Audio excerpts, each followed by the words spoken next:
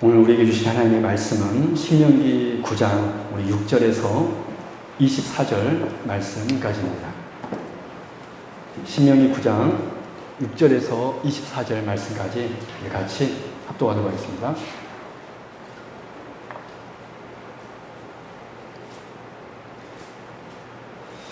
신명기 9장 우리 6절에서 24절 말씀까지 같이 합독하도록 하겠습니다. 같이 읽겠습니다. 시작. 그러므로 내가 알 것은 내 하나님 여호와께서 내게 이 아름다운 땅을 기업으로 주신 것이 내 공의로 말미암음이 아니니라. 너는 목이 곧은 백성이니라. 너는 광야에서 내 하나님 여호와를 경노하게 하던 일을 잊지 말고 기억하라.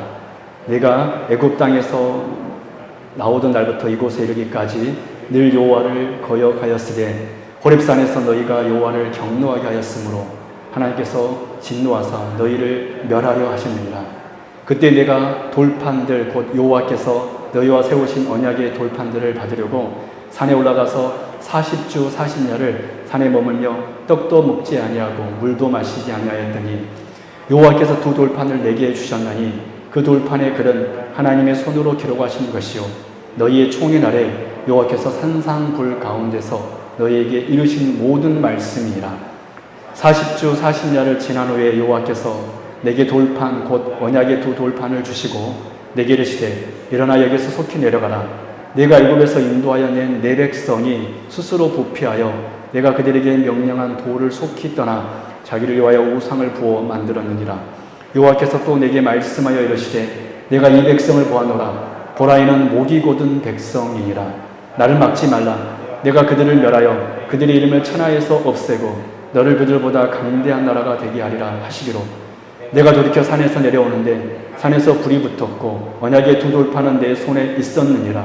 내가 본즉 너희가 너희 하나님 여호와께 범죄하여 자기를 위하여 송아지를 부어 만들어서 여호와께서 명령하신 돌을 빨리 떠났기로 내가 그 두 돌판을 내 두 손으로 들어 던져 너희의 목전에서 깨뜨렸노라. 그리고 내가 전과 같이 40주 40야를 여호와 앞에 엎드려서 떡도 먹지 아니하고 물도 마시지 아니하였으니 이는 너희가 여호와의 목전에 악을 행하여 그를 경노하게 하여 크게 죄를 지었음이라. 여호와께서 심히 분노하사 너희를 멸하려 하셨으므로 내가 두려워하였노라. 그러나 여호와께서 그때에도 내 말을 들으셨고 여호와께서 또 아론에게 진노하사 그를 멸하려 하셨으므로 내가 그때에도 아론을 위하여 기도하고 너희의 죄 곧 너희가 만든 송아지를 가져다가 불살라 찢고 티끌같이 가늘게 갈아 그 가루를 산에서 흘러내리는 시내에 뿌렸느니라. 너희가 디베라와 마사와 기브롯 핫다와에서도 여호와를 경노하게 하셨느니라. 여호와께서 너희를 가데스 바네아에서 떠나게 하실 때에 이르시기를 너희는 올라가서 내가 너희에게 준 땅을 차지하라 하시되 너희가 너희 하나님 여호와의 명령을 거역하지 하여 믿지 아니하고 그 말씀을 듣지 아니하였나니 내가 너희를 알던 날부터 너희가 항상 여호와를 거역하여 왔느니라. 아멘. 할렐루야. 네, 오늘 오신 여러분들을 진심으로 환영하고 축복합니다. 우리 송대mir이 줄을 맞춰서 다 이렇게 앉아 계시니까 참 좋네요. 네, 여러분들 항상 예배 드리는데 힘쓸 수 있기 바랍니다. 그리고 우리 장로님도 아까 기도하셨잖아요. 일주일에 예배 한 번 드리고서는 우리 신앙이 잘할 수가 없습니다. 할 수만 있으면 여러분 수예배도 오시고 할 수만 있으면 새벽에도 나와서 기도하시고 우리가 이제 또 시간이 되면 또 주 오후 예배도 드릴 것이고 또 금요 기도회도 드릴 것이고 다 할 겁니다. 또 성경 공부도 해야 할 것이고 앞으로 많은 우리 하나님을 만날 기회가 있습니다. 그러나 요즘에는 더 기회가 없으니까 꼭 수요예배 여러분 삼아하시기 바랍니다. 오셔가지고 많은 성도님들이 주일날은 그래도 당연하게 생각하는데 다른 예배는 안 와도 되는 것으로 생각하는 분들이 참 많아진 것 같아요. 한국교회가 요즘 좀 그렇습니다. 그래서 여러분 바라기는 수요예배 때 제가 수요예배 시간에는 사도행전은 말씀 전하거든요. 꼭 오셔가지고 물론 또 직장 때문에 못 오시는 분이 계세요. 어쩔 수 없겠지만은 그런 분들은 꼭 영상으로라도 한번 설교를 한번 꼭 들어주십시오. 그래서 같이 말씀을 공유하고 나눌 수 있도록 할렐루야. 네. 우리가 지난주 우리는 고통이란 주제로 말씀을 함께 살펴보았습니다. 하나님께서 이스라엘 백성들에게 광야에서 40년을 걷게 하신 이유는 크게 세 가지 이유가 있었는데 그들을 낮추시기 위함이었습니다. 이 낮추신다는 것은 단순히 그들을 겸손케 하기 위함 정도가 아니라 사실은 더 무서운 말씀이었죠. 그들로 하여금 광야의 길을 걷게 한 것은 실질적으로 그들을 힘들게 하기 위하여였습니다. 괴롭게 하기 위함이었습니다. 고통은 힘든 거죠. 괴로운 거죠. 그냥 하나님께서 우리에게 고통을 주신 이유는 첫 번째, 우리를 괴롭게 하기 위해서. 이게 고통의 1단계입니다. 근데 두 번째, 고통을 주신 두 번째 이유가 무엇이죠? 시험하기 위하여. 무엇을 시험하기 위함입니까? 실질적인 고통을 우리에게 주므로 과연 우리가 정말 하나님을 사랑하는지 그렇지 않는지. 여러분, 우리가 좋은 일 있을 때는 하나님을 사랑한다고 쉽게 고백할 수 있습니다. 그렇지 않나요? 근데 정말 나에게 고통이 찾아올 때 그 성도의 믿음이 있는지 없는지가 정확하게 나타납니다. 그래서 하나님께서 우리에게 고통을 주신 이유는 내 자신의 영적인 상태를 보기 위해서 때로는 하나의 마음이 아프지만 우리에게 고통을 주십니다. 이게 고통의 2단계입니다. 여러분, 이걸로 끝입니까? 하나님께서 우리를 그냥 시험만 하기 위해서 고통이 끝난다라면 얼마나 우리에게 괴롭습니까? 더 중요한 이유가 남아있는데 마지막 세 번째 이유는 세상의 떡이 아닌 생명의 떡인 하나님의 말씀으로 살게 하기 위하여 하나님께서 우리에게 고통을 주십니다. 세상의 떡이 아닌 생명의 떡을 먹게 하도록 하기 위하여서. 그래서 하나님께서 뭐라 그랬죠? 사람이 떡으로만 살 것이 아니요 하나님의 입에서 나오는 말씀으로 살 것입니다. 이 말씀하기 위하여서.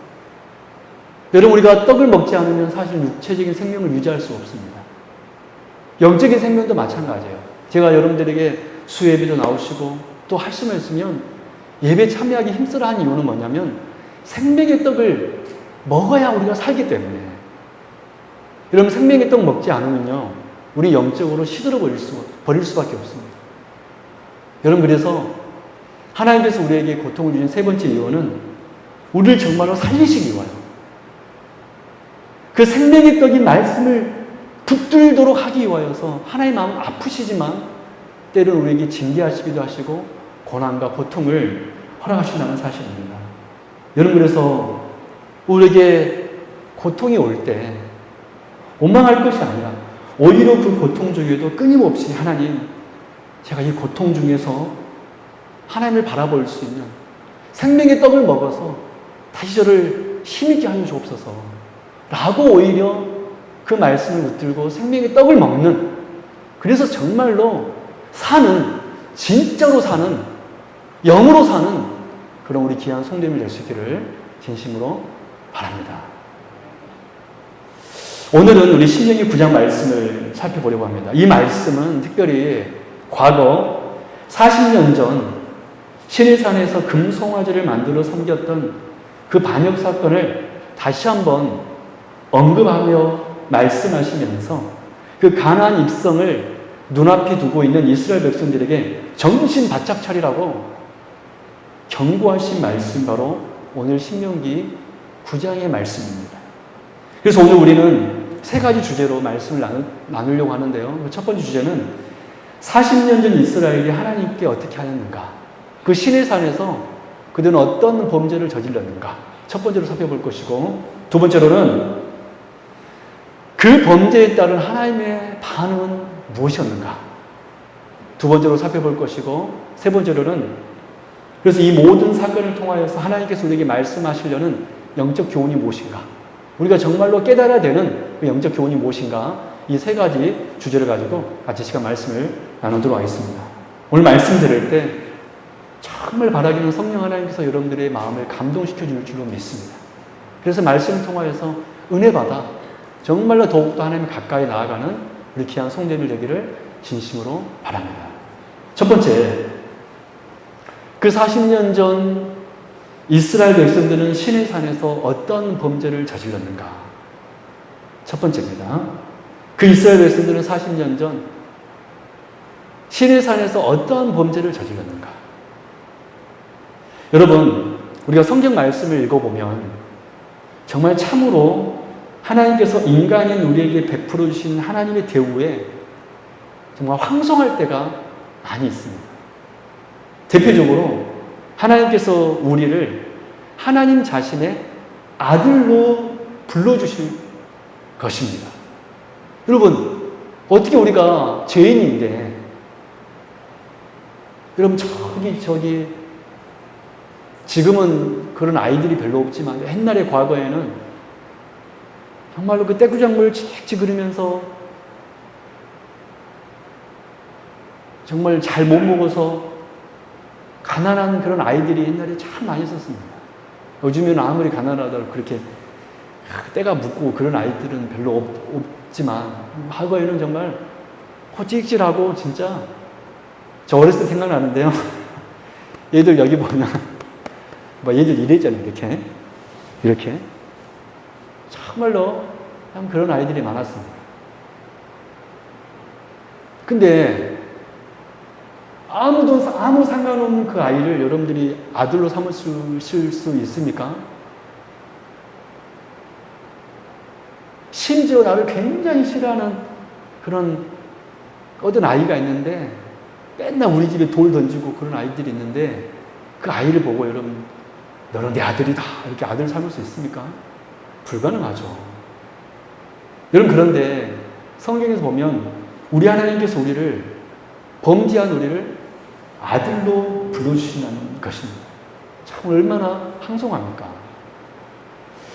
우리는 단지 피정을 뿌리고 우리를 지으신 분은 지존자이시며 전능하신 창조주 하나님이신데 어떻게 그분께서 우리를 아들로 불러주시냐는 거예요. 여러분, 뿐만 아니라 여러분 놀라지 마십시오. 저는 이 말씀 보고 진짜 놀랐습니다. 세상에 하나님께서 우리를 뭐로 부르는지 아세요? 신이라고 부르십니다. 신. God. 이해되세요? 여러분, 하나님께서 우리를 신이라고 불렀다는 것을 아시는 분이 별로 없을 것 같아요. 요한복음 10장 34절 35절 말씀 보면 우리 예수님께서 시편 82편을 인용하시면서 이렇게 말씀하십니다. 예수께서 이르시되 너희 율법에 기록된 바 내가 너희를 신이라 하였노라. 하지 아였느냐? 성경은 피하지 못하나니 하나님의 말씀을 받은 사람들을 신이라 하셨거든. 야, 정말 놀랍지 않습니까? 하나님께서 우리를, 그 하나님의 말씀을 받은 우리를 뭐라고 부르셔요? 신이라고 부르신다는 것입니다. 여러분, 이런 의미에서 여러분 지금 말씀을 듣고 있기 때문에 여러분들은 신입니다. 숭배할 신이 아니라 우리가 하나님과 동등됨을 아들이라 칭함을 받았기 때문에 우리를 향하여 신이라고 불러주신 거예요. 그럼 정말 놀라운 은혜 아닙니까? 너무 놀라서 여러분들이 말문이 막혔네요, 보니까. 저는 진짜 이 말씀 보고 진짜 놀랐습니다. 야, 우리를 이 정도로 높여주셨구나. 여러분, 그래서 지금 이 시간 여러분들 말씀 듣는 게 얼마나 여러분 귀한 일임을 여러분 기억하세요. 할렐루야? 우리 아멘 한번 크게 한번 해보십시오. 할렐루야? 좋습니다. 여러분, 세 번째로 더 놀라운 것은요, 이사야 54장 5절 말씀 보면 이런 말씀이 있습니다. 이는 너를 지으신 이가 너의 남편이시라. 그의 이름은 만군의 여호와이시며 너의 구속자는 이스라엘의 거룩한이시라. 그는 온 땅의 하나님이라 일컬음을 받으실 것이라. 정말로 황송스럽게도 하나님께서 우리를 자신의 아내로 삼으셨다는 것입니다. 나는 너희들의 남편이다. 너희들은 내 아내다. 여러분, 이렇게 우리는 참으로 하나님 앞에서 존귀하게 여김을 받은 사람들입니다. 그런데 출애굽기 32장에서 이스라엘은 어떻게 했습니까? 남편이신 하나님께 대하여 어떻게 하였습니까? 지금 이 신명기 9장은 출애굽기 32장의 사건을 배경으로 하고 있는 말씀입니다. 여러분, 출애굽기 32장에서 모세가 이스라엘 백성들이 이제 출애굽하여서 이 시내산에 도착했습니다. 이스라엘 백성들이 시내산 밑에서 진을 펴고 있었습니다. 제가 성인순례 가서 시내산을 가보았을까요? 안 가봤을까요? 말을 한 거 보니까 가본 것 같죠? 네, 가봤습니다. 근데 그 산이 정말로 시내산인가? 이건 논쟁은 있습니다. 길일 수도 있고 아닐 수도 있어요. 너무 오래된 일이라 저희들이 올라간 산이 시내산인가는 확실히 모르겠지만 아마 이쯤이었을 거다 추측하는 것입니다. 길일 수도 있고 아닐 수도 있어요. 아무튼 제가 올라가 봤더니 돌로 된 산입니다. 정말 풀 한 폭이 없는 완전 돌산. 근데 제가 한 2월쯤에 갔었는데 정상에 올라가니까 얼음이 있더라고요. 놀랐어요. 굉장히 춥더라고요. 굉장히 높은 산입니다. 그 시내산 밑에서 이스라엘은 있었고 모세가 그 풀 한 폭이 없는 시내산으로 올라가 40주야를 먹지도 않고 마시지도 않고 하나님과 대면하여서 말씀을 받고 있었습니다. 근데 시간이 지나도 내려오지 않자 이스라엘 백성들이 아론을 재촉하여서 자신들 위하여 금송아지를 만들려고 합니다. 출애굽기 32장 23절. 그들이 내게 말하기를 우리를 위하여 우리를 인도할 신을 만들라. 이 모세 곧 우리를 애굽 땅에서 인도하여 낸 사람은 어찌 되었는지 알 수 없노라. 우리는 신명기를 계속해서 살펴보고 있는데 우리가 신명기 말씀을 살펴보면서 알게 되는 한 가지가 하나 있습니다. 이 이스라엘 백성들이 하나님께 반역할 때 항상 그들을 인도해 낸 것이 하나님이 아니라 모세라고 말한다는 것입니다. 그 모세가 지금 오늘 본문도 그랬죠. 하나님은 모르겠고 그들을 인도해 낸 것은 모세며 그 모세가 지금 어찌 되었는지 모르겠으니 자신들을 인도할 신을 만들어 내라고 아론에게 협박하고 있는 것입니다.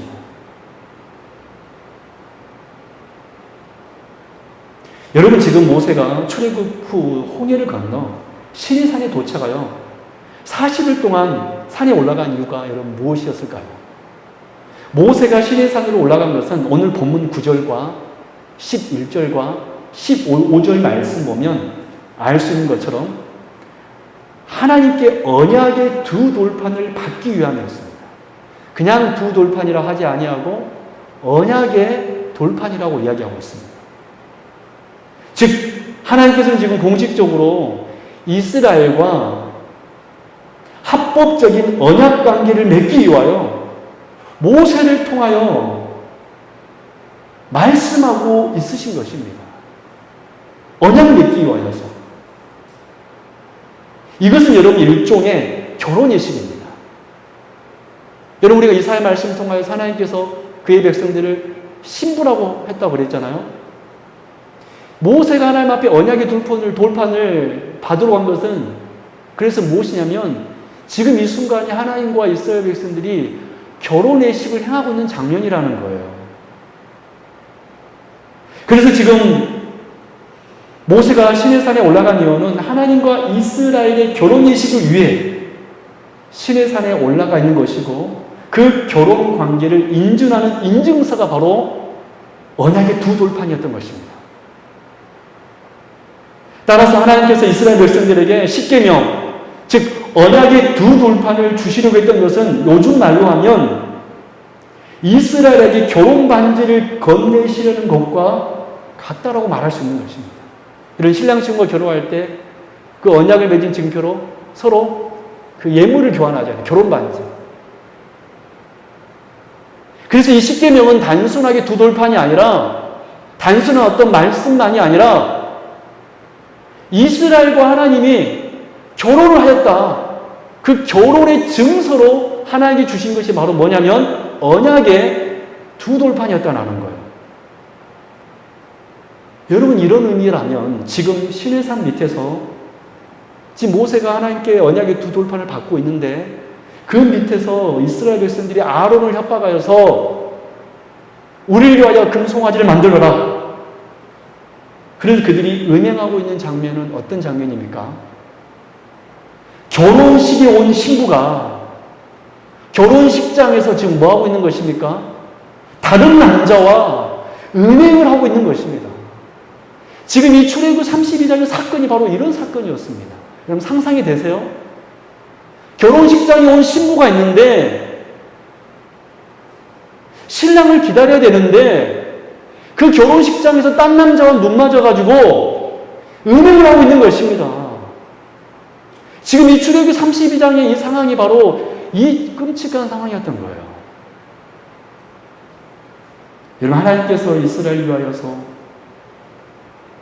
모세를 통하여서 결혼 언약을 맺고 계시는데 신부인 이스라엘은 지금 다른 남자와 음행하고 있는 것입니다. 오늘 보면 16절, 17절 말씀 보십시오. 우리 같이 한번 합독할까요? 시작. 내가 본즉 너희가 너희 하나님 여호와께 범죄하여 자기를 위하여 송아지를 부어 만들어서 여호와께서 명령하신 돌을 빨리 떠나기로 내가 그 두 돌판을 내 두 손으로 들어 던져 너희의 목전에서 깨뜨렸노라. 여러분 그래서 지금 이 장면이 어떤 장면입니까? 모세가 산에서 내려와 이스라엘 백성들의 음행을 보고 두 돌판을 던져 깨뜨린 것은 단순히 그가 화가 나서 그렇게 한 것만이 아니라 모세의 이 행동은 무슨 행동입니까? 여러분 그 돌판이 뭐라 그랬죠? 결혼 반지라고 그랬잖아요. 결혼 증서라고 그랬잖아요. 그러면 모세가 두 돌판을 깨뜨렸다는 것은 어떤 의미입니까? 언약이 깨어졌다. 즉 파혼을 선언하고 있는 것입니다. 하나님과 이스라엘 백성들이 그 언약이 깨져버렸다. 파혼을 선언하고 있는 것입니다. 이스라엘이 결혼식장에서 다른 남자와 음행하고 있으니 언약의 돌판을 깨어버리심으로써 파혼을 선언하고 있는 것입니다. 여러분 이 얼마나 안타까운 일입니까? 하나님께서는 지금 이스라엘과 언약 맺고 싶어서 모세를 불러서 40주 40야를 같이 만나 얘기하고 있는데 모세야 내가 이스라엘과 결혼할 거야. 이스라엘 나의 신부이다. 여러분 하나님께서 이스라엘 신부로 맞았다라는 것은 인간적인 언어입니다. 그럼 사람 사이에서 가장 가까운 관계는 어떤 관계죠? 부모와 자식보다 더 가까운 관계는 부부간의 관계입니다. 그래서 이 표현은 하나님과 우리와 뗄래야 뗄 수 없는 관계라는 것을 표현하기 위해서 하나님께서는 당신을 신랑이라 표현하였고 우리를 신부라고 표현한 것입니다. 무슨 얘기인지 알겠죠? 우리 인간의 언어로서 가장 가까운 관계가 부부의 관계이기 때문에 이렇게 표현하고 있는 거예요.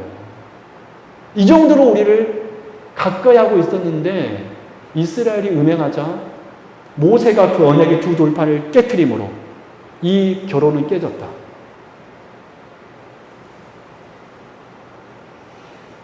이것이 바로 첫 번째 이스라엘 백성들의 범죄였습니다.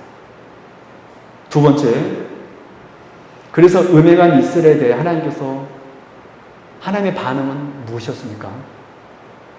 여러분 금송아지 사건이 출애굽기 32장이었습니다. 그 다음 장인 우리 다 같이 출애굽기 33장 1절에 3절 말씀 보도록 하겠습니다. 하나님께서 이 이스라엘에 대하여 어떤 반응을 내리셨는가?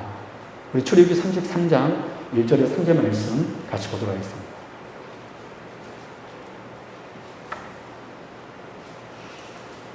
하나님의 반응은 무엇이었는가?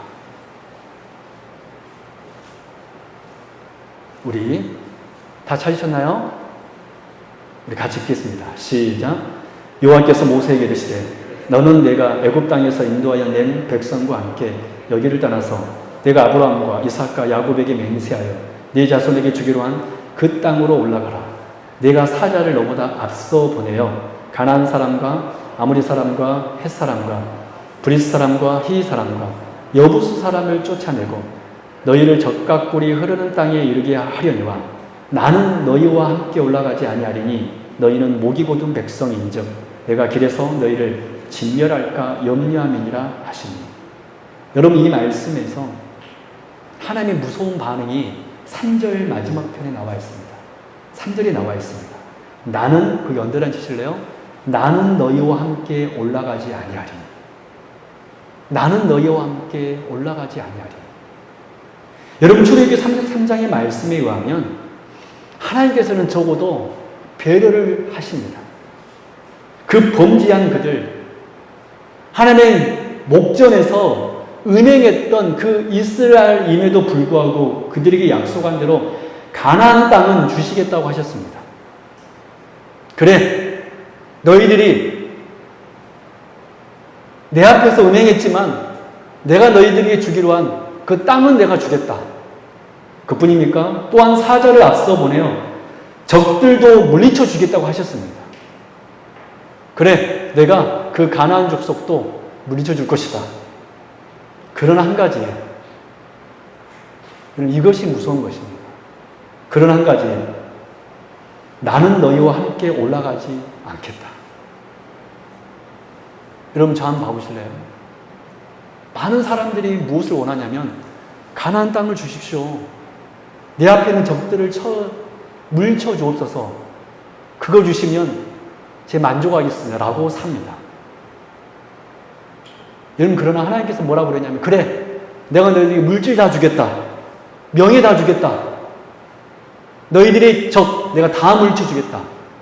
그러나 하나님께서 뭐라고 하셨습니까? 나는 너희와 함께 하지 않겠다. 여러분, 성도에게서 가장 두려운 것이 무엇일까요? 갑자기 내가 어려워지는 것이 두려운 일입니까? 나에게 힘듦이 찾아오는 게 두려운 것입니까? 두렵죠. 그러나 진짜 두려운 게 여러분 무엇인지 아세요? 하나님과 관계가 끊어져 버린 거. 예배에 나와도 기쁨이 없는 거예요.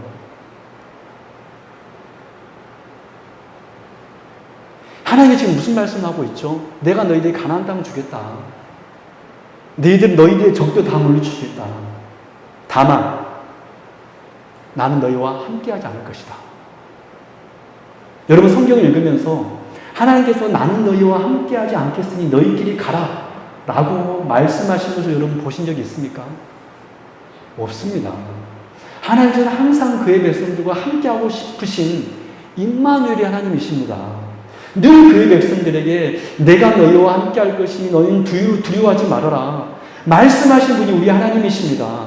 우리가 때때로 범죄할지라도 범죄에 대해 하나님께서 징벌도 하시지만 고통도 주시지만 대개의 경우 그들로부터 직접 떠나시겠다라고 선언하지는 않는다는 것입니다. 그러나 지금 시내산 밑에서 즉 결혼식장에서 음행한 이스라엘에 대하여 하나님께서 어떻게 말씀하고 있습니까? 하나님의 반응은 무엇이었습니까? 내가 이제 너희와 함께하지 않을 것이다. 하나님께서는 그들로부터 떠나시겠다고 말씀하신 것입니다. 여러분, 이것이 가장 무서운 거예요. 여러분, 다윗이 왜 밧세바와 우리아를 그들에게 범죄했을 때 왜 7이상의 적도로 기도하였습니까? 여러분, 그의 왕권이 하나님께서 내가 너의 왕권을 거둬가겠다고 말씀하셨습니까? 아닙니다. 그가 기도한 것은 주여 성령을 나에게 떠나지 말게 하옵소서. 다윗에게 가장 두려운 것은 무엇이냐면 성령이 떠나는 겁니다. 우리 성도 여러분, 이 하나님의 무서운 반응이 느껴지십니까? 내가 너와 함께하지 않겠다. 여러분, 33장 7절 말씀 보십시오. 같이 한번 읽어볼까요? 시작. 모세가 항상 장막을 취하여 짐 밖에 쳐서, 거기 언제나 치실래요? 짐 밖에 쳐서. 모세가 항상 장막을 취하여 안 그랬는데 짐 밖에 쳐서 짐과 멀리 떠나게 하고 회막이라 이름하니. 이런 회막은 어떤 곳입니까? 하나님이 계신 곳이 회막이잖아요. 근데 모세가 짐 밖 멀리 떨어진 곳에 장막을 쳤는데 그곳을 회막이라 하였습니다. 회막이라 이름하니 여호와를 앙망하는 자는 다 짐 바깥 회막으로 나아가며. 정말 하나님 만나고 싶은 사람들은 바로 짐 밖 멀리 있는 저 회막으로 오라는 거예요. 무슨 말씀입니까? 하나님께서는 지금 이스라엘 백성들 가운데 계시지 않다라는 것을 보여주신 것입니다. 내가 너희들 정말 함께하지 않을 것이다.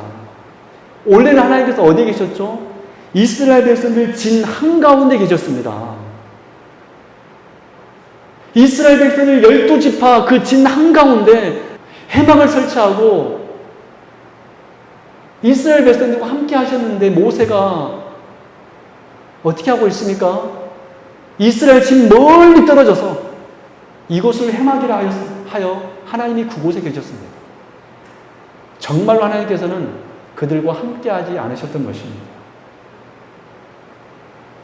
여러분, 그래서 우리가 정말 살면서 가장 두려워하고 슬퍼야 되는 것이 무엇인지 아세요? 내가 지금 하나님으로 인하여 기뻐하지 않는 것입니다. 그것이 가장 여러분 심각하고 우리에게서도 두려움이 돼야 돼요.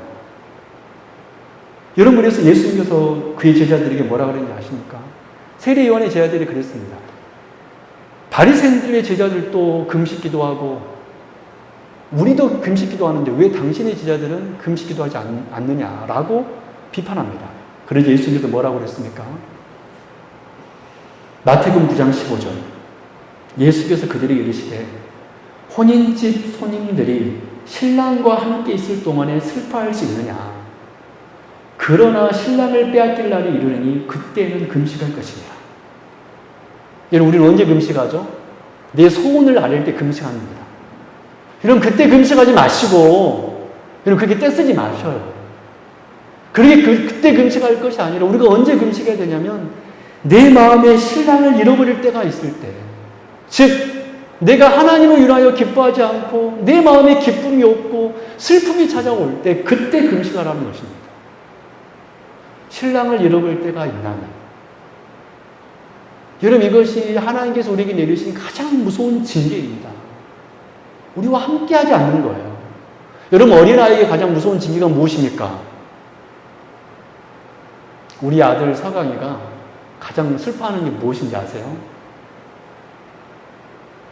엄마 아빠 없는 것입니다. 우리 딸 의선이가 가장 슬퍼하는 게 뭔지 아세요? 엄마 아빠가 없는 거예요. 좋은 집. 제가 우리 세운교회에서 얼마나 좋은 집에 살고 있는지 모릅니다. 제가 첫 부목사 사역했는데 그 사택이 약간 천막촌 같은 데서 제가 살았어요. 그게 교회 사택이었습니다. 근데 저는 그래도 좋았어요. 교회 바로 옆이었거든요.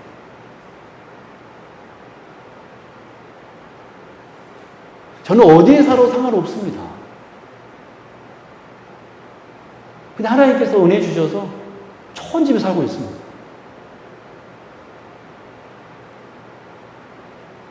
근데 우리 아들과 우리 딸이, 우리 자녀들이 좋은 집에 산다고 좋죠. 너무 좋죠. 근데 그거보다 더 좋은 것은 뭔지 아세요? 엄마, 아빠 함께 있는 것입니다. 지금 이스라엘 백성들이 어떤 상황입니까? 그래, 내가 너희들 가나안 땅 줄게. 그리고 내가 너희들 대적 다 물리쳐 줄게. 그러나 나는 너와 함께 하지 않을 거야. 우리 성도 여러분, 이것이 가장 두려운 것입니다. 이것이 가장 슬픈 겁니다.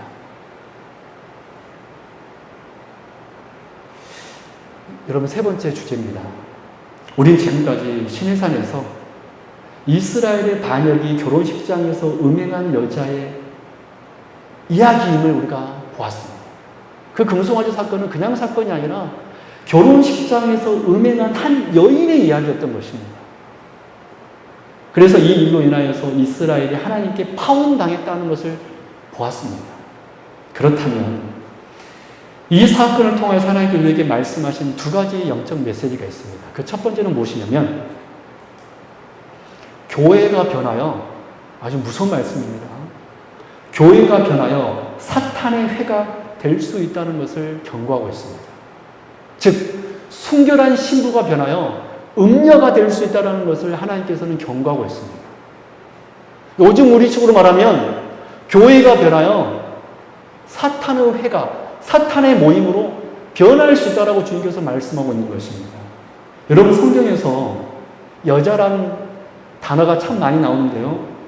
여자는 특별히 교회를 상징합니다. 근데 이 교회라는 이미지가 두 가지로 나타나는데 첫 번째로는 순결한 신부고 두 번째는 음녀입니다. 여자는 순결한 신부를 상징하고 또 여자는 교회 그 음녀를 상징합니다. 그런데 성경에 이 여자의 이미지를 잘 살펴보면 매우 놀라운 사실이 하나 있는데 이 음녀는 원래부터 음녀가 아니라 순결한 신부였던 사람이 변하여 된 사람이 뭐냐면 음녀라는 거예요. 원래 이 음녀는 원래부터 음녀가 아니었고 순결한 신부였는데 음행하여서 변한 것이 뭐냐면 음녀라는 거예요.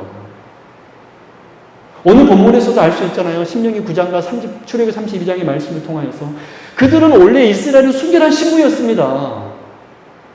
하나님과 언약 맺으려고 했던 하나님과 결혼의 의식을 맺으려고 했던 순결한 신부였습니다. 그러나 그들이 음행해버리자 그들은 순결한 신부에서 뭐로 변해버렸습니까? 음료로 되어버렸습니다. 남편을 버리고 하나님을 떠나 남편을 버리고 음행했을 때 그들은 이제 더 이상 순결한 신부가 아니라 음녀가 되었다라는 거예요. 여러분 이에 대하여 웨스터민스터 신앙고백서는 이렇게 고백합니다. 웨스터민스터 신앙고백서 25장 제5항은 교회에 대해서 이렇게 고백하고 있습니다. 잘 들어보십시오. 지상에선 아무리 순수한 교회일지라도 혼잡과 오류를 범한다. 아무리 이 땅의 교회가 순수한 교회일지라도 우리가 사도행전을 배우고 있잖아요. 그 사도행전 교회도 문제가 있습니다. 그런 것처럼 아무리 이 땅의 교회가 순수한 교회일지라도 혼잡과 오류를 범한다. 그리고 어떠한 교회들은 안타까운 것은 어떠한 교회들은 극도로 타락하여 그리스도의 교회가 아니라 사탄의 회가 되기도 한다. 여러분 우리는 이 사실을 두려움으로 받으며 새겨드려야 됩니다. 어떤 교회는 극도로 타락하여 그리스도의 교회가 아니라 사탄의 회가 되기도 한다. 여러분 구약 이스라엘은 원래 순결한 신부였습니다. 그러나 그들이 끝없이 하나님을 거역하고 음행을 일삼자 그들은 결국 어느 순간 음녀로 전락해 버렸습니다. 그래서 예수 그리스도 하나님의 아들까지 십자가에 죽이는 적용에까지 이르러 버렸습니다. 그뿐입니까? 우리가 사도행전에서 보고 있는 것처럼 이제 구약의 이스라엘의 신부가 아닌 하나님께서는 새로운 신부인 신약 교회를 세웠습니다. 그래서 이 음녀로 된 이 이스라엘이 그 신약의 교회를 죽이려고 예를 썼습니다.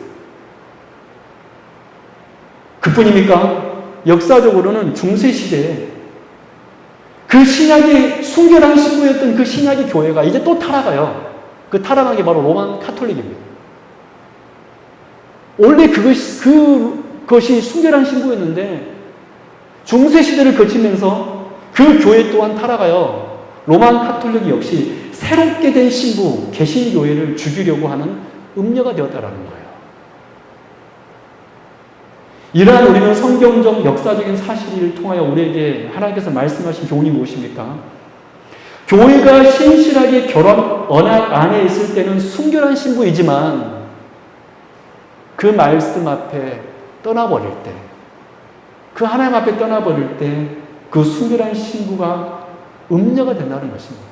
즉 교회가 변하여 사탄의 회가 될 수 있다는 것을 우리는 오늘 말씀을 통하여서 두려운 마음으로 들어야 됩니다. 알아야 됩니다. 이것이 바로 하나님께서 우리에게 말씀하신 첫 번째 메시지입니다. 교회가 변하여 사탄의 회가 될 수 있다. 우리 사랑하는 성도 여러분, 우리는 순결한 신부입니다. 할렐루야. 순결한 신부이면 큰 소리를 아멘 해보세요. 우리는 하나님의 순결한 신부인 줄로 믿습니다. 그러나 우리가 하나님의 언약 안에 있지 않으면 우리는 음녀로 변할 수 있음을 알아야 됩니다. 우리 교회가 지금은 평안하죠. 저는 앞으로도 평안할 줄로 믿습니다. 왜 그런지 아세요? 이 강단에서 말씀만 바르게 선포된다면 저는 우리 교회는 든든히 세워갈 줄로 믿습니다. 저는 그걸 믿어요. 아무리 사람이 흔들고 흔들지라도 흔들리지 않습니다.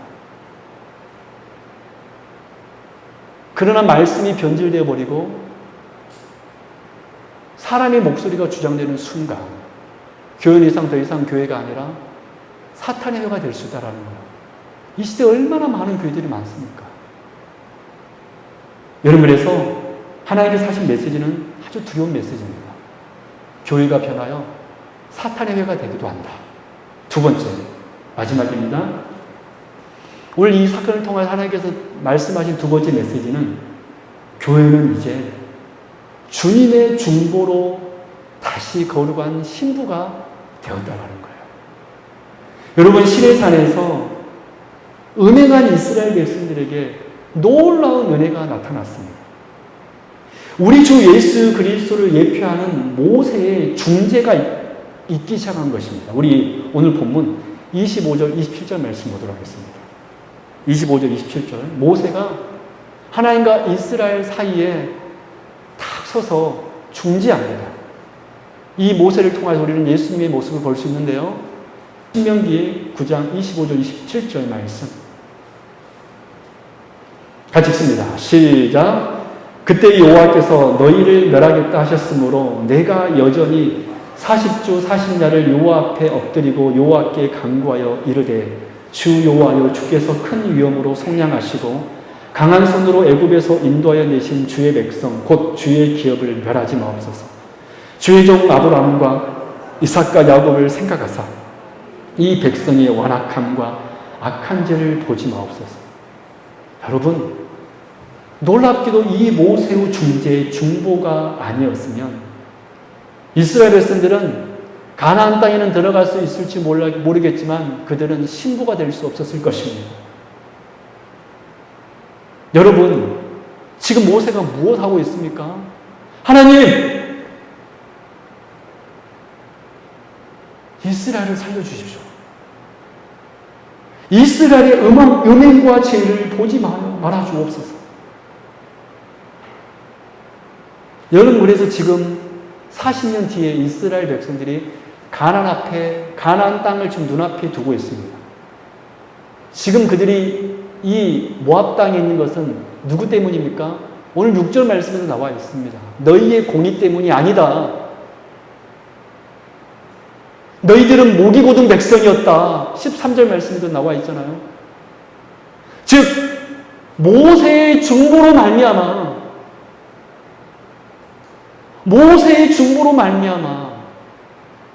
여러분 놀라지 마세요. 모세가 40주 40야를 즉 40일을 금식하면서 시내산에 있었습니다. 근데 내려오자 이스라엘 백성들이 음행하는 모습을 보고 중보 기도하였는데 또 40일을 금식하였습니다. 토탈 모세는 80일을 금식하였던 것입니다. 정말 생명을 내걸고 죽은 사람처럼 마치 우리 주 예수 그리스도께서 십자가에서 죽게 되었던 것처럼 모세는 80일을 금식하면서 주여 하나님 이스라엘의 죄를 보지 마옵소서. 여러분, 오늘 우리들도 마찬가지입니다. 여러분, 우리가 지금 예배에 나와 예배에 드리고 있는 것은 절대로 여러분 각자의 의가 아닙니다. 예수님을 예표하였던 모세가 이스라엘을 위하여 중보하였던 것처럼 우리가 지금 이 자리에 나와 있는 것은 우리 주 예수님의 중보로 말미암아 아버지여 저들의 죄를 용서하옵소서. 저들이 하는 일을 알지 못하니이다. 그 십자가에서 우리를 위하여서 중보하였기 때문에 지금도 한시감으로 우리를 위하여 기도하고 있기 때문에 지금 우리가 이 자리에 앉아 있는 것입니다. 이것이 여러분 주의 은혜 때문입니다. 주님의 중보하심으로 말미암아 여러분, 그래서 지금 내가 이 자리에 앉아 있는 것 은혜라고 알고 감사하십시오. 그렇구나. 내가 하나님의 예수님의 여러분 생각해 보십시오. 모세가 80일 동안 아무것도 먹지도 않고 마시지 않았습니다. 모세는 지금 생명을 걸어서 하나님 앞에 기도하고 있습니다. 우리 사랑하는 성도 여러분, 그래서 두 번째 메시지는 무엇이냐면 음행한 우리를 주님의 중보하심으로